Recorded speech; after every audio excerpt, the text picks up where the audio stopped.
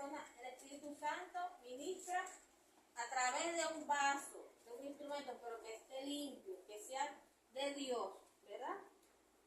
Dice así, ¿quiénes poseen estos dones y quién los da? Como le vengo hablando, todos los cristianos, ¿verdad? Tenemos dones. Hermano Jacinto tiene dones, hermana Rosa tiene dones, hermano Pedro tiene dones. Pero está en nosotros, ¿verdad? Si la persona no sabe, de repente hermana Rosa, pero él tiene no sé qué don yo tengo. Bueno, entonces te puede orar así, Dios mío, ¿qué don yo tengo? Será de oración. Algún don debe tener la hermana Rosa. Todos tenemos dones, algunos tienen hasta más de 3, 4, 5. Algunos pueden tener uno, pero no creo que una persona tenga uno, puede tener más de uno, ¿verdad? Cuando son varios dones, entonces yo creo que cada cristiano debe tener más de un don.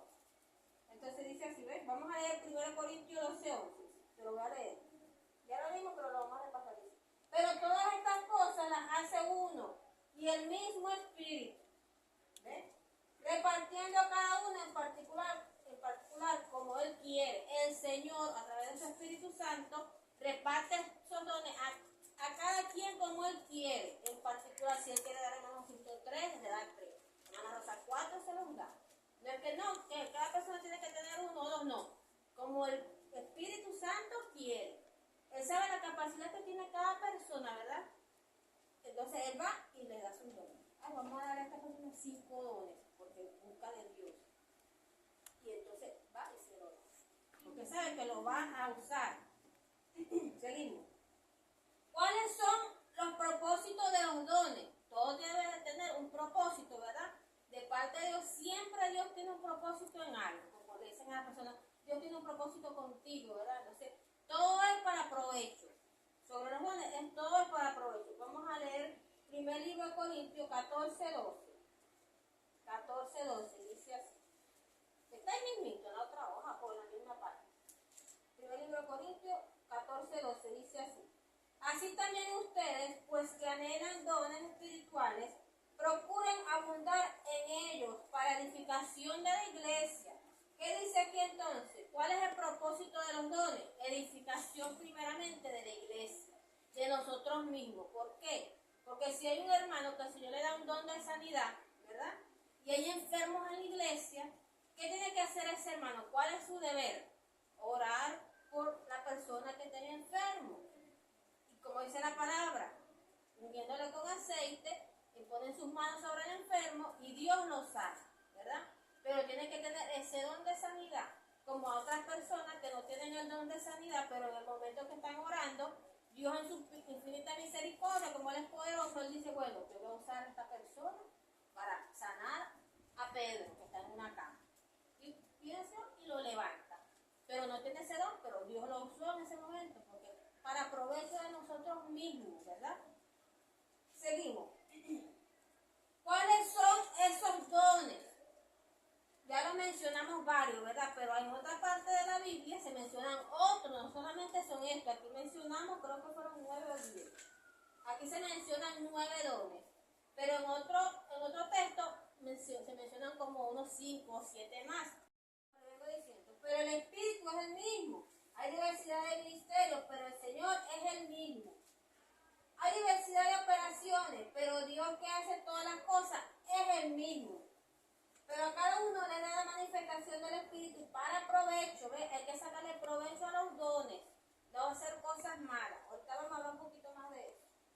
Para provecho, hermano, gloria al Señor. Porque a este le da por el Espíritu palabra de sabiduría. Ese es el primer don que está aquí. Si quiere la nota, tiene para nota. Don de sabiduría, ese es el primer don que hablamos aquí. El don de la sabiduría, mi hermano, ¿por qué? Dice así sobre la sabiduría.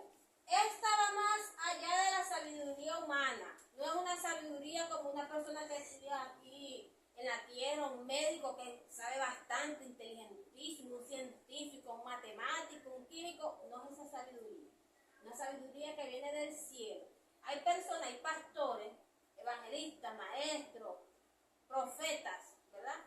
Que de repente crecieron en una familia que no lo llevaron a la escuela, no tuvieron estudio. Pero cuando llegan al camino del Señor, la persona se sorprende. Ay, Y después de repente dice, ay, ese hermano sabe bastante de la palabra. Ay, que Dios lo bendiga. Y después otra persona dice, ah, bueno, pero no tiene estudios seculares. Entonces la persona se sorprende. ¿Cómo es posible que una persona que no tiene estudios seculares, ¿verdad? Que lleva primer grado, al quinto, ni siquiera estudió, ¿cómo sabe tanto de la palabra? Porque eso lo da Dios. La sabiduría que viene de Dios, dice así, es tener la capacidad de saber, decir o hacer lo que es correcto dentro de la voluntad de Dios en una situación específica. ¿Ves? Vamos a leer el primer libro de Reyes 3:16. Yo quiero que mi hermana Rosa me ayude a leer ese libro. Primer libro de Reyes 3:16 al 28. Esa historia es sorprendente. Yo cuando la leí la primera vez me sorprendí de esa historia. Primera de Reyes, hermano. 3:16-28. 3:16. Esa historia es muy sorprendente. Del 16 al 28. Ajá, primera de Reyes, ya lo sé. Capítulo 3. Por el 3 ahora. Ajá. 3. Del 16 al 28. Déjalo ahí, mi hermano. Sabiduría y prosperidad de Salomón. Amén. En aquel tiempo vinieron al rey dos mujeres rameras y se presentaron delante de él. Y dijo una de ellas, ah, Señor mío, yo y esta mujer morábamos en una misma casa, y yo di a luz estando con ella en la casa. Aconteció el tercer día después de dar yo a luz, que esta dio a luz también, y morábamos nosotras juntas, ninguno de fuera estaba en casa, sino nosotras dos en la casa. ¿Ahí? Hasta el 26, mi hermano. Ajá, por favor. Y una noche el hijo de esta mujer murió, porque ella se acostó sobre él. Tu sierva, durmiendo, y lo puso a su lado, y puso al lado mío su hijo muerto. Y cuando yo me levanté de madrugada para dar el pecho a mi hijo, he aquí que estaba muerto. Pero la observé por la mañana, y vi que no era mi hijo, el que yo había dado a luz. Entonces la otra mujer dijo, no, mi hijo es el que vive, y tu hijo es el muerto. Y la otra volvió a decir, no, tu hijo es el muerto, y mi hijo es el que vive. Así hablaban delante del rey. ¿Sigo? Sí. Ajá. El rey entonces dijo, esta dice, mi hijo es el que vive, y tu hijo es el muerto. Y la otra dice, no, mas el tuyo es el muerto, y mi hijo es el que vive. Y dijo el rey, traedme una espada. Y trajeron al rey una espada. Enseguida el rey dijo, partid por medio al niño vivo y dar la mitad a una y a la otra, mitad a la otra. Entonces la mujer de quien era el hijo vivo habló al rey, ¿por qué sus entrañas se lo conmovieron por su hijo? Y dijo, ah, Señor mío, dad a este el niño vivo y no lo matéis. Mas la otra dijo, ni a mí, ni a ti, partid. Entonces el rey respondió, dijo, dad a aquella el hijo vivo y no lo matéis, ella es tu madre. Y todo Israel oyó aquel juicio que había dado el rey, y temieron al rey porque vieron que había en la sabiduría de Dios para juzgar. Amén. Gloria a Dios. Bendiga nuestra hermana Rosa. Amén. Así es, mi hermana. Vio la sabiduría que el Señor le dio a Salomón. ¿Quién se iba a imaginar que el rey iba a actuar de esa manera? Yo me imagino que ese fue el mismo Dios que le miraje esto. ¿Ves? Manda, busca una espada y que lo pique. ¿Qué madre va a hacer eso? Cualquier madre actúa como ella, ¿verdad? A pesar de que era una prostituta, no conocía la palabra. Pero ella prefirió 1000 veces quedarse sin su hijo, sin criarlo a ella, que lo criara a otro,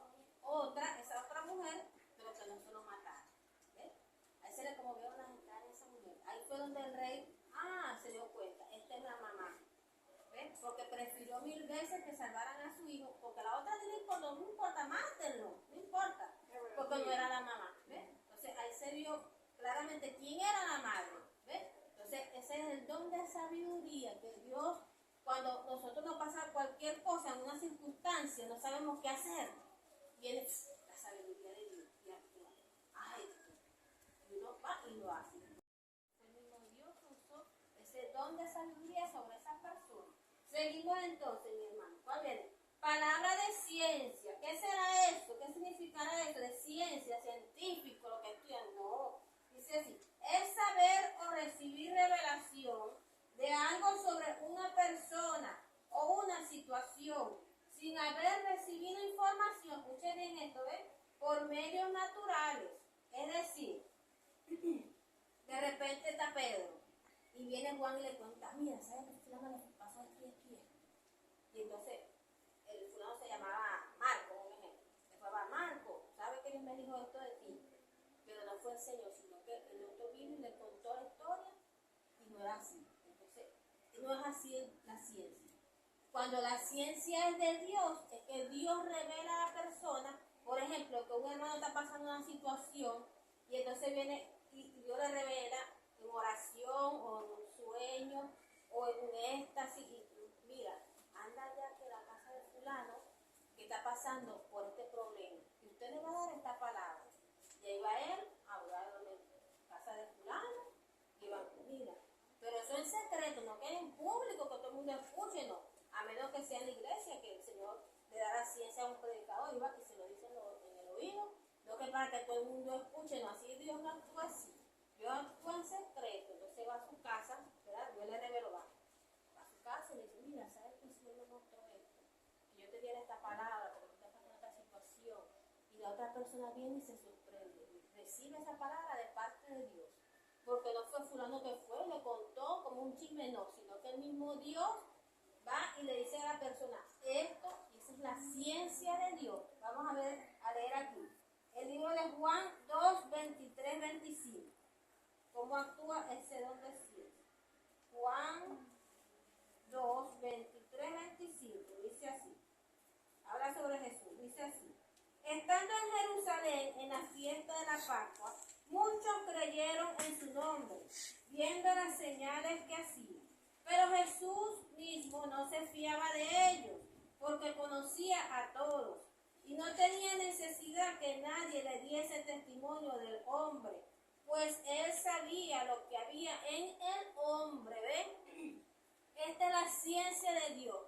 Jesús no se fiaba de nadie, ¿verdad? Él sabía lo que había en la persona, él veía a la persona y él ya sabía todo. Él veía una cosa y él sabía si le dolía el dedo del pie, él sabía todo. Esa era la ciencia, que sabe todo. Por ejemplo, que un predicador está en el altar predicando en una tarima, donde sea, o aquí mismo, y viene hermana Rosa y le da una palabra. Y es de Dios, y usted, ¿cómo sabía eso? ¿Quién se lo dijo? No, es Dios, esa es la palabra de ciencia. O de repente está una persona y dice: mira, a ti te duele el estómago. Y la persona le duele el estómago. ¿Y quién le dijo eso? Si la persona no ha dicho nada. La sabiduría del que sabe todo. Seguimos entonces. Fe. Dice así: es la confianza total en las promesas de Dios, que no cede frente a las circunstancias adversas. ¿Ves? Esa es la fe verdadera, el don de fe. Es mayor que la fe normal que tenemos todos los cristianos. Todos los cristianos tenemos fe, pero cada uno tiene diferente, como dice, un vaso, ¿verdad? Un vaso así. Este tiene fe así, este así, este así. Pero el que tiene el don de fe, esa fe siempre está así, hasta el vaso azul. ¿Ves? Vamos a leer ahí Santiago 2, 21 y 23. Habla sobre la fe. La fe es importante en el cristiano. Como dice, sin fe es imposible agradar a Dios. Santiago 2, 21 al 23. Léalo ahí. 21, 2, 21 al 23. no fue justificado por las obras Abraham, nuestro padre, cuando ofreció a su hijo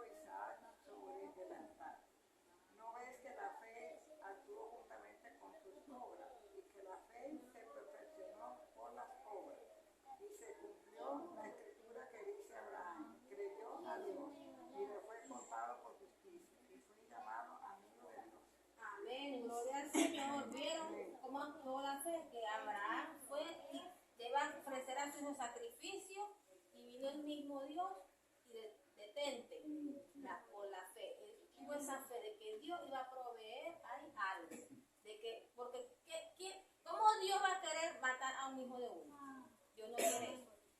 Pero si la persona, ¿verdad? Si el hijo de repente es rebelde, desobediente, delincuente, hace cosas malas, así es verdad que Dios, bueno, muere la persona, parte de la tierra, pero el Señor le salva el alma, que es lo más importante. Que esa es la otra parte que la persona no entiende. Pero ahí fue otra parte, fue Dios probando la fe de Abraham, porque Dios prueba nuestra fe, a ver cómo estamos nosotros, si verdaderamente nosotros creemos en el Señor, porque Dios siempre nos está probando, por eso que, ay, no se lo prueba, todo el tiempo de pasar esto. ¿Por qué? Dios probando hasta lo último, hermano. Dios siempre nos prueba. Gloria al Señor, seguimos aquí. Dones de sanidades, dice así. Cuando un cristiano ora por personas enfermas, que tengan una enfermedad física o emocionalmente enfermedades mentales, y tener la capacidad de traer el poder sanador de Dios a sus vidas.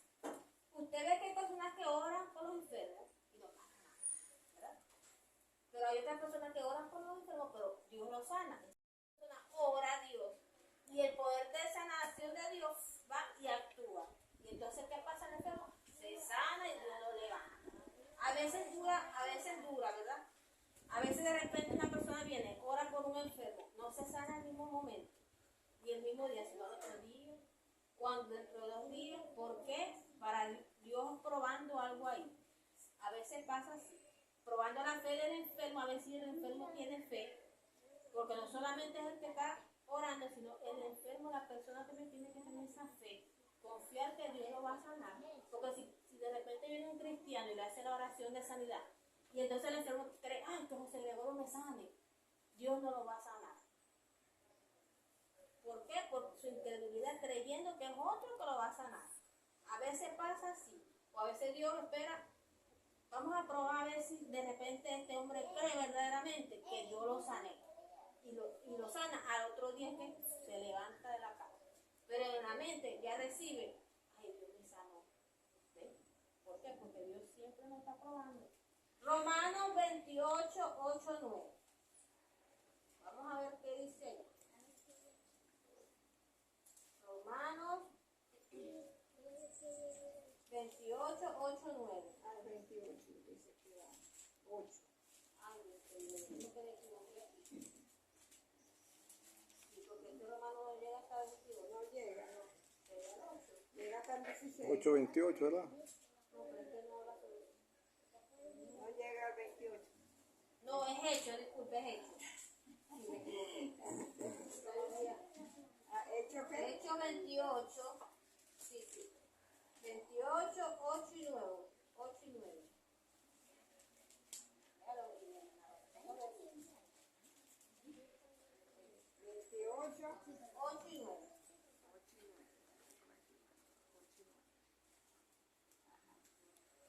Y aconteció que el padre de Publio estaba en cama, enfermo de fiebre y de disentería.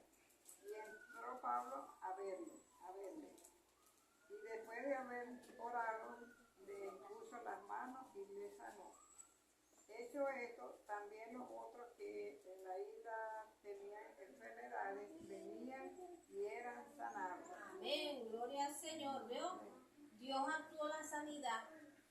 Esto era cuando Pablo lo llevaba camino, los romanos lo iban a llevar para allá a la cárcel para matarlo, para comer. ¿Por qué? Porque predicaba la palabra del Señor. Y entonces fueron allá a la isla de Malta, llegaron hasta allá. Y entonces, ¿qué pasó? Había gente enferma allá, porque allá era una isla y de repente el agua estaba contaminada, quién sabe, no era una agua limpia, y las personas estaban con fiebre y disentería y diarrea. Entonces Pablo fue y oró por esas personas, y cuando vio que sanaron a ese hombre, todo el mundo quería que Pablo orara por él, y lo hicieron como si fuera un Dios, y ese es el don de sanidad.